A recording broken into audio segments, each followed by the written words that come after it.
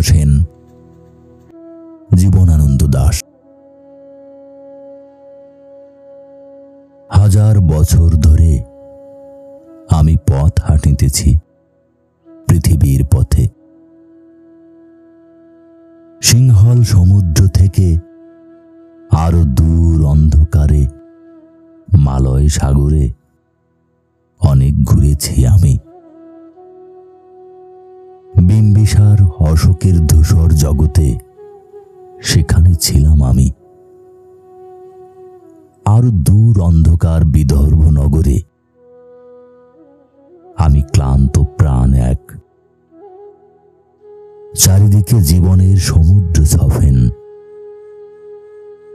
আমার দুদণ্ড শান্তি দিয়েছিল নাটোরের বনলতা সেন। চুল তার কবেকার অন্ধকার বিদিশার নেশা, মুখ তার শ্রাবস্তির কারুকার্য।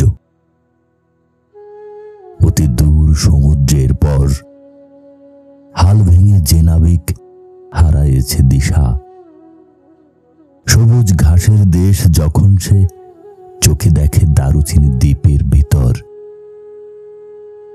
তেমনি দেখেছি তারে অন্ধকারে। বলেছে সে এতদিন কোথায় ছিলেন, পাখির নীড়ের মতো চোখ তুলে নাটোরের বনলতা সেন। সমস্ত দিনের শেষে শিশিরের শব্দের মতন সন্ধ্যা আসে, ডানার রৌদ্রের গন্ধ মুছে ফেলে চিল। পৃথিবীর সব রং মুছে গেলে পাণ্ডুলিপি করে আয়োজন, তখন গল্পের তরে জোনাকের রঙে ঝিলমিল। সব পাখি ঘরে আসে, সব নদী পুরায় জীবনের সব লেনদেন, থাকে শুধু অন্ধকার মুখোমুখি বসিবার বনলতা সেন।